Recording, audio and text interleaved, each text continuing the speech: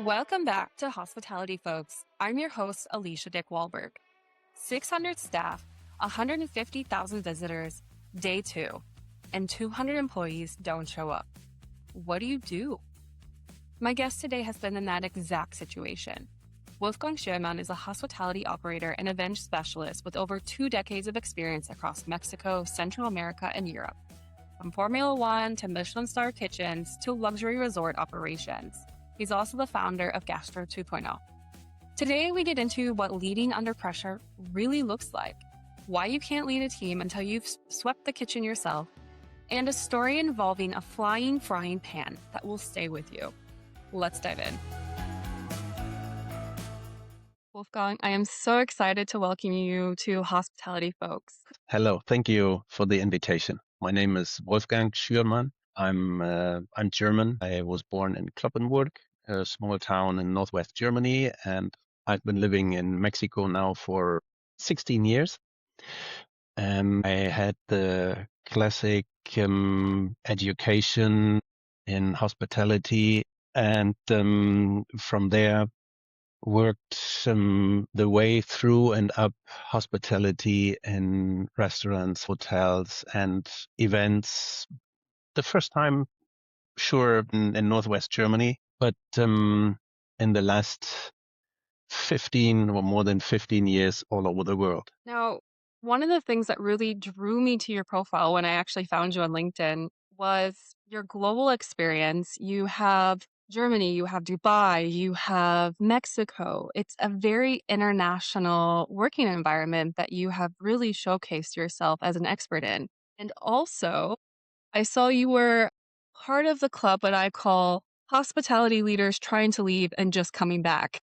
Yeah, totally. Yeah, I tried and it's not going to work. I tried to leave for a couple of years and mix it a little bit with my agricultural upbringing. I was born on a farm and lived my youth on a farm.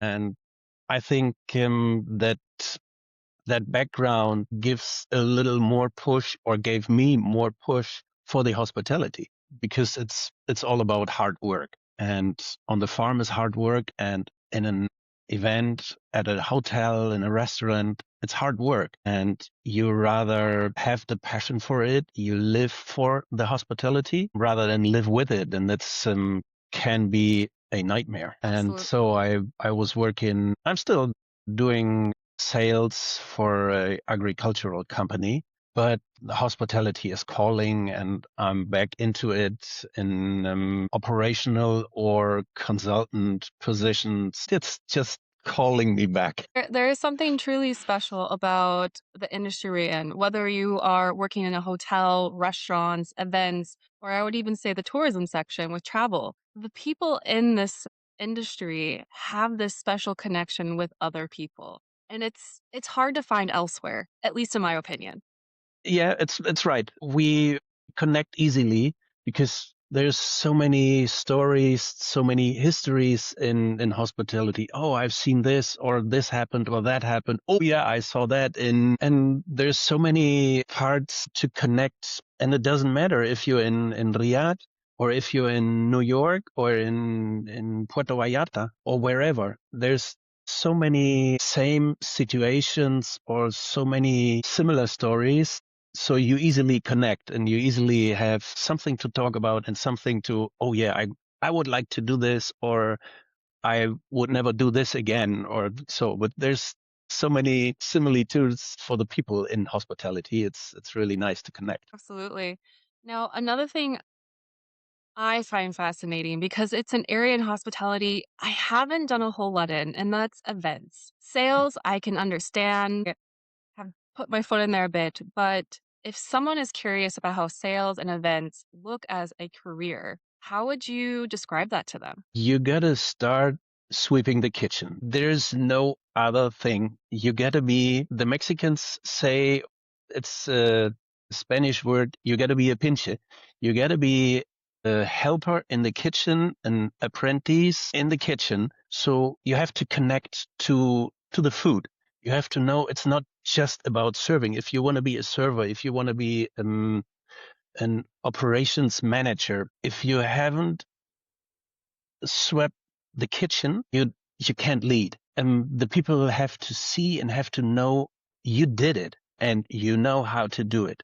If you want to lead a team, you can show them and lead, walking in front and giving examples and living the examples, or you just say and you bark orders, then you won't have followers. People will obey your orders because of your position, probably, but they won't follow you. And it doesn't matter. And I've seen it just 2 months ago in Riyadh in Saudi Arabia. That was my first time in Riyadh. It was my first time in Saudi Arabia, so I didn't know anything about Arabs, about their culture. Yeah, just what you hear and what you read and what you listen and what you see.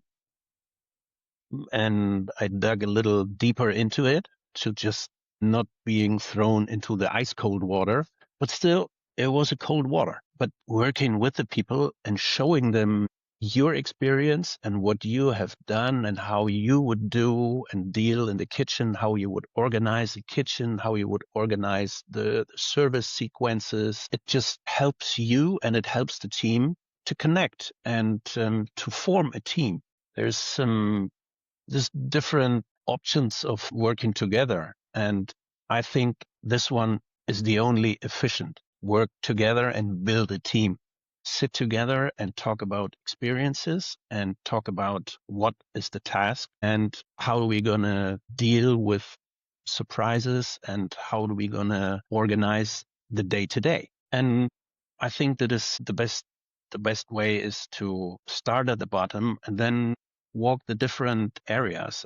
I started in the kitchen and then I was a waiter, and then I was a head waiter, and then I was a restaurant manager, and then I was working at events in different environments of small luxury dinners, private dinners, or huge events, baptism of cruise ships, or the Bremer Schaffermal, which stood with me as a really proud moment of my career, having served so many interesting people and being personally responsible for Bundespräsident Köhler. And it was really, really a beautiful experience, and it stays with one, and you can transmit it to future teams, which is always satisfying for oneself. You can teach something and you can give back, and so you receive a lot. If you share and show, people just open up and give their experiences, and that's so beautiful. It was in the Formula E race in Portland and Oregon, in Formula One race in Mexico City, and in Germany in smaller and bigger events. It's just beautiful to share moments, but start at the bottom. Absolutely. And when I think of someone that I see as very successful in the event area, they are someone who can get things done. It doesn't matter the title.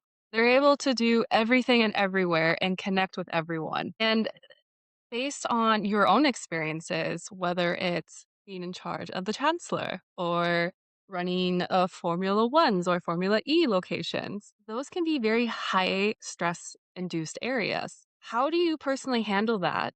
And what type of team do you look for to tackle those situations? Successful is a way to see a career. I don't identify as I get there and I do my job and I see to get it done. Yeah, it's part of it to connect with people and to show them how to organize a operation this day or of a week or of a 3-day event. It's so important to talk to the people and to get to know the people you work with. Usually in the last many events, I was not involved in recruiting, but getting to the event and okay, that's the team. Let's see how we can manage this and sit with the people and in a big group and talk the task, talk the people who could show up, talk HACCP difficulties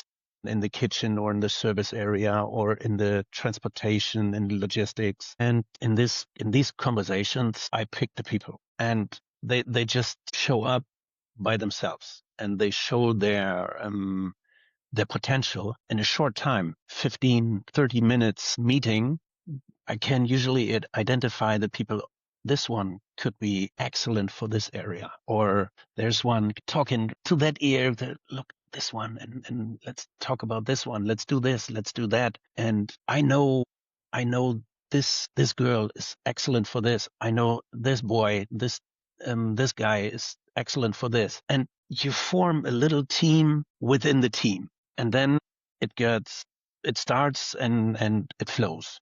It's all about communication and the pre-briefings. And the beautiful situation can be days before, and in very quick, it has to be 15 minutes before we start running. But usually you have a day or you have a couple of hours. So you can form a little team and delegate tasks. You know that's going to be good, and they get it done. And then the follow-up, rather on the phone, on radio, on WhatsApp, and short communication helps. And they ask questions or they get another order, but it goes with the flow. And you see this works out. And sometimes it doesn't. Is it okay? This person is not the right person for this task or for this position. Come on, let's talk a minute. I observed this or I observed that. What about I change you to this area? I think it's a better fit for you. Oh yeah, I can do that. Rather than barking, this is not okay. We got to work together.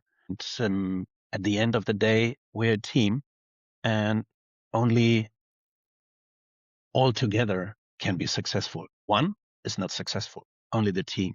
And if you get those people together and help each other, the best outcome is to get. You make it sound so easy, but I'm plugging in all these different high-level skills that have to happen in order for this to happen in just a couple of hours when you're meeting a team for the first time. You may have a team that comes from different international backgrounds, teams with different language skills. You are coming into a team essentially blind, not knowing who has what skills, where do each person thrive, and you have essentially minutes to dissect that, figure it out, and coordinate. That's a Yes. master skill all by itself. I'm doing well with it. It's okay.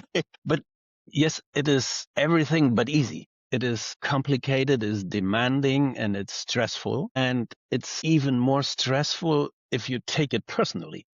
And that's sometimes I think that's my weakness. I take the event like it was mine. If it's an event in Saudi Arabia, or if it's the Formula E, or if it's a wedding, I take this task as if it were my wedding. It's like how I want to get it done. Being in front at the reception table and at the main table, and maybe that helps, but it's also the extra stress I put on myself. But I think many or most of us in hospitality think like, this is my event and this is my day. I got to make the best out of it. And this is both a weakness and a strength. And I think if you combine it, you not only try to get it done, you get it done. Absolutely.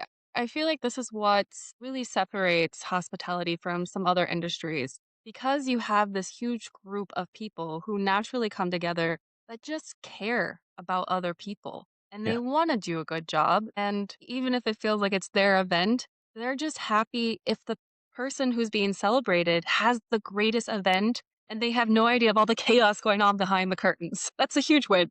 Yes, exactly. It is satisfying. And something will go wrong, and it's gonna go wrong 5 minutes before the curtain opens. It's the law. And if you're prepared for it, okay, that can break, or there is no ice, but there is no ice on site. Okay, let's fix it and let's get the truck close to the fence, even though it can't go on the track anymore. Get it close to the fence and throw it over and run. And you grab the team and you make out of a crisis an enthusiastic moment. And everyone grabs 2, 3, 5 ice bags, whatever they can carry, and run with it. And just from the truck outside into the cooling area next to it. So you manage difficult or impossible situations in a moment. And then, wow, yeah. And at the end of the day, you hug and cheer yourself with a team and a beer. Or in Saudi Arabia, you don't hug and you don't cheer with a beer. But essentially, you do that. When I think about my first years in hospitality and travel, whether it was in a hotel or the car rental industry, those key moments are when something went wrong and the entire team band together to do something. Whether it was me as a front desk agent running and cleaning 2 hotel rooms by myself and never done it before, or going and cleaning a car, a large SUV in heels and a business suit. You just got it done. And Yeah. I saw my managers just getting it done and working together. And I think that is one of the highest skills you can learn and take into any industry, no matter where you go. Yeah, I totally agree. During peak service hour, the drain clogs, you take off your suit and you pull up your sleeves and you get into it and you unclog it and you get it done and then give everyone's, no, just do it. Just get it done. Yeah, but you are the manager. Yes, that's right. That's what I'm for. This is all the normal work you can do. And as a hospitality person, or yeah, in whichever industry you are, when is the critical moment and you show up and you fix it, that's all you got to do. And you have a 15-hour shift, but this is the moment. These 5 minutes are the most accounted for. One thing I think, especially as now a founder myself, really getting into the startup world, already been in a few startups working wise. One thing I keep seeing that a lot of people get stuck on is they don't try because they're afraid of failing. At the same time, if you see a problem, let's say the drain, and you do nothing about it, that's so much worse than doing something and it didn't work out. Yes, totally. Being afraid of making a mistake is the biggest of all mistakes. Try it and make something, but you make it worse. Okay, it didn't work out, and now we need a major whatever. Try it and get the people together and figure it out. But do something. It's an easy um, expression from one of my mentors. You see something, you do something. If it's you see a napkin or some paper on the ground, you pick it up. I didn't throw it there. I'm the manager. You are fired. And you see something and you do something about it. This is not right. I fix it. And I get it. I had a buffet worker in New York and one of the plates just fell down off the buffet and broke on the floor. And I walked by. Could you please, do you have something to pick that up and throw it away? That's not my job. Okay. I took off my suit and walked around, got into the buffet area, kneeled down, took it to, grabbed the broken plates and put it in the garbage, and then put something above it and paper above it so but nobody can cut himself or themselves. And I asked the buffet guy, is that so difficult? Really, we are working as a team. We are working in hospitality to bring something really beautiful to people. And there's a lot of people. There are 2,000 people here. And that's the difference of living with it because it's a job or living it. Big person on hiring by alignment of values. If you can't follow the values or you don't believe in them, not even just follow, but if you don't believe in the key values, it's probably not going to work long term. There's already a Yeah. misalignment. And in hospitality, when you have this environment where there is a lot of ups and downs with emotions, with interactions with people, it can be disastrous and have these huge ripple effects across the entire team, which may be a reason why we have one of the highest turnover rates out of any industry. But Yes, it is. And it is difficult here in Germany or in Europe, but it multiply it in New York. Wow. That was, I think, the toughest event I ever did. And in Mexico, the turnover is multiplied with what you know from Germany. But the people who show up, they do and they don't complain. They get the job done. And that's so interesting. But On the other side, tomorrow they might be not showing up because it's birthday of the compadre, and that's difficult. But once they show up, they don't complain if it's 6 hours, 8, 12, 15. Let's get the job done. The enthusiasm to work and to make a good impression and to get a good job done is just beautiful to see. And it was that was so hard to learn. That was the hardest to learn in Saudi Arabia. They had a day of formation and walkthrough because it was a major event with 150,000 visitors, and I had 600 staff. But the next day, only 400 showed up. So yeah, you again roll your sleeves up and just get into it. That was assigned to is not there. That was assigned to didn't show up. Okay, let's fix the menu. Let's fix the logistics. And every manager, okay, you're now a manager and a runner. Let's get it done. I'll take over the radio and you go to that area and we go to this area. It's hard to work with turnovers.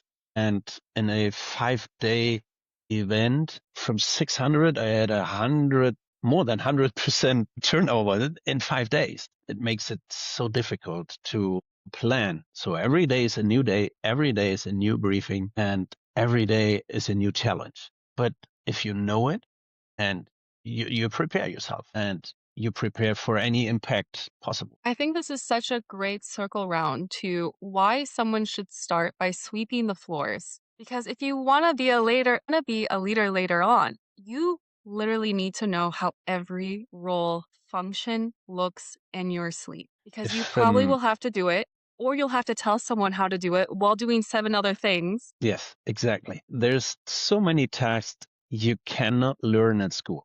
This is if you have a administrative preparation or hospitality study, that's all good and necessary.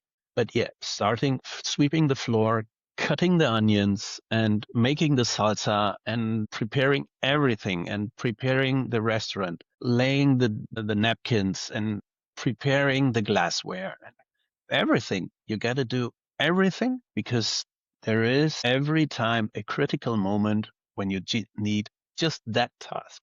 Rather, you have to jump in or you have a new coworker and say, okay, you're in charge of the glassware. So you have those 50 euros Riedel glasses and please do not break them. It's because it hurts. And I broke a lot of them. It's how it is, but that's how you learn. Do you know anyone in hospitality who hasn't broken at least one glass? No, then you haven't worked at all. No, that's part of it. You got to make your mistakes, and they hurt, and yeah, okay, yeah, I got it now. And the hardest lesson was in God bless his soul. He was the best chef I've ever worked with. He's may rest in peace. He threw a frying pan at me, and I'm so grateful for this. What?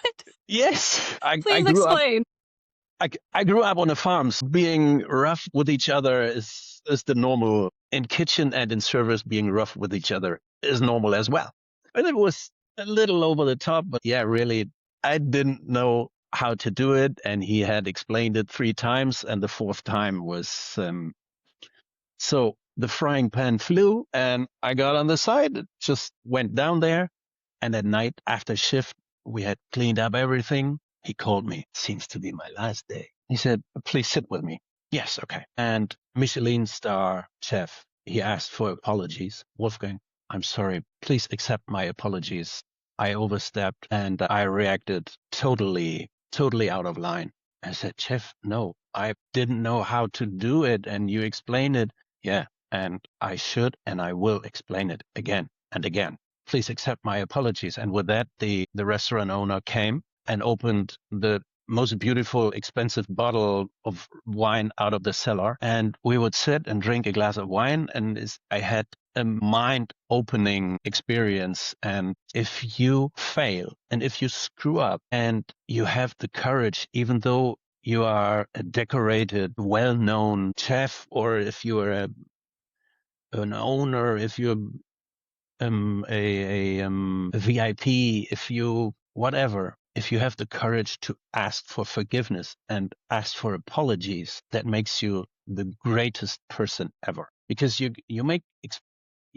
fail, and you fail in many places and in many words and in many situations. And if you have the courage to say, I'm sorry, please forgive me, anything else is forgotten and everything is possible after that. 30 years ago, what I'm talking about, and it stays with me today like it was yesterday. Never thought I would say this is such a good example of from throwing a pan at someone's head to great mistake culture. It is this the best example I could receive for the rest of my life. And I was a youngster, teenager. This is actually something that I suggest to a lot of the candidates I have looking for jobs right now. If you're not sure where to go, look for teams that show humility, that show understanding, and that it doesn't matter your role, that if you make a mistake, you take accountants for it and you try to make amends in some way. Yeah, totally. Grow in any career, no matter what you choose. Having a supportive environment of learning and being allowed to make mistakes is important. Yeah, totally. If you're allowed to be yourself and allowed to make a mistake, then you grow. If you cannot make a mistake, you cannot grow, because it's the only way we learn is the hard way. That was wrong, or that didn't work. Let's try it again. Let's try it again. Come on. Sorry.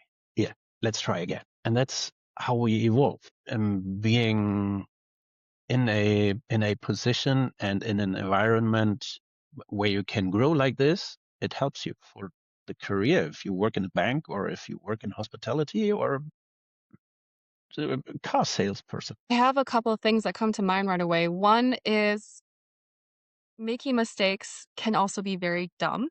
So be careful about what you do.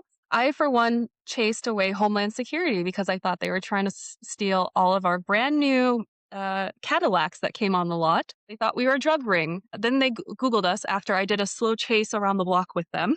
We became friends afterwards. Very lovely people. But then I also had an employee who literally stole a stunning car for a couple days and came back, drove it in like, hey, as I was standing right there. Like, that's not a mistake. That's It's reckless. But knowing the fine line of, could I go to jail for this, or is this a mistake I can learn from, is a great starting point. Oh yeah, but that takes some self-consciousness. You gotta know, or you gotta be aware of, I don't know that, and I want to learn it. But if you don't know, you know nothing. It's, who said it? Warren Buffett.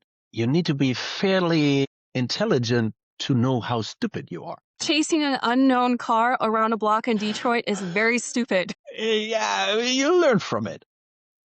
And you learn definitely not to call your dad right after when you're 24 and tell him what happened. Well, yeah, you wait maybe 5 minutes and think about it, and yeah, no. Reflection is the key. Yes. Yeah, no, that was not cool. We don't do the same mistake twice.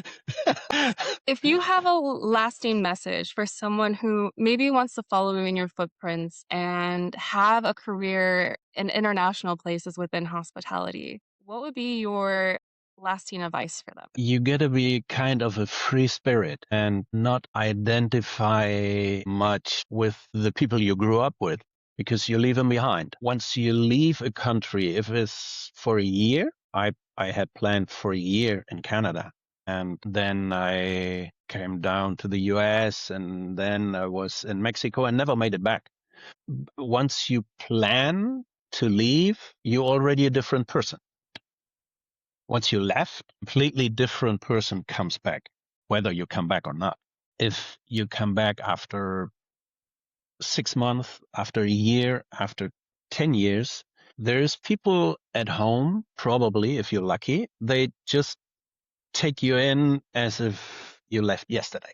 And there's people who will never understand you, and you cannot ask them to understand. You cannot even ask them to visit you because they don't know the other world and they don't know your world. So if you leave in a new adventure, prepare yourself to change. You don't realize it, but the people you left behind, they notice your change. So it's let go. And it's also a little bit in hospitality, you let go because you're different. If your parents are agricultural people, like my folks, they supported me from the moment and I want to work in a hotel.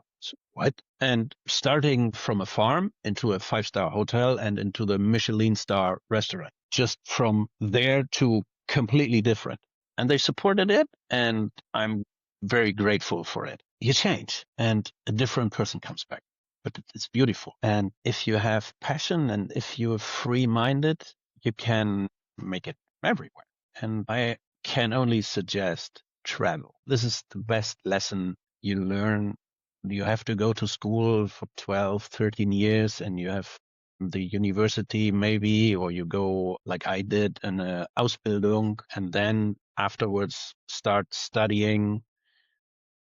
Doesn't matter, but travel, go see different cultures, work with different people, and that's what sets you apart. And if you want to come back to the same city, to the same town, you're different and you have new experiences and you can show the people a different a different way of thinking, a different way of working that makes a better team. Absolutely. As someone who themselves comes from a century farm family and has lived in multiple locations in the US, in Valencia, and multiple locations in Germany, every Mhm. place I feel like takes something from you, but also gives you something bigger. And Yeah. every single place you go from, you become this different person that many will not understand, maybe will be um, afraid of in some Yeah. aspects. But I think the key is believing in yourself, being brave to take that step, and being open to these new experiences because you never know what they can lead to. Yes, exactly. It's when I talk to my nephews, to my nieces and nephews, and is travel. Half of them have already traveled the world. The other half go travel. And the half of my brothers look at me like, and the others, yeah, go visit Wolfgang or go visit your cousin in Canada, visit your cousin in Boston and go there, go to South America, go to Africa. And it's a beautiful competition. You get to see the world and you get to learn different things you never learn in university or in school. It's the life gives the most beautiful lesson. So, for anyone listening, if you're thinking about making a change, the answer is do it.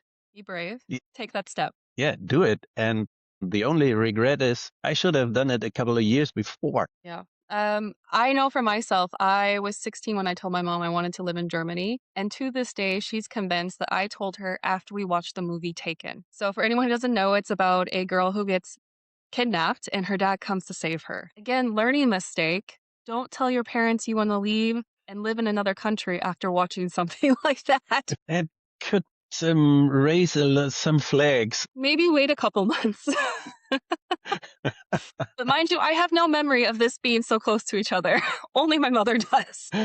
Well, Wolfgang, thank you so much for joining Hospitality, folks. For Thank you. anyone wanting to get in contact with Wolfgang, we will leave Wolfgang's LinkedIn in the description of the podcast. And is there anywhere else they can find you? They can find me on Gastro 2.0 and yeah, reach out. LinkedIn is the best place to get in contact and to see and to meet new people in professional way. And I'm open to talk and to see and to meet new people and help when I can. Thank you, Wolfgang, for such an exciting episode. I had so much fun. If this episode resonated with you, share it with someone who's clearly in their career and trying to figure out how to lead. Or send it to the operations manager on your team who needs to hear that starting at the bottom isn't a setback, it's the whole foundation. We're almost at the finish line. There's one more episode left in season 1 of Hospitality Folks, and it's dropping next week. Trust me when I say you do not want to miss it. Be sure to connect with Wolfgang and myself on LinkedIn. See you next week for the final episode in season 1 of Hospitality Folks.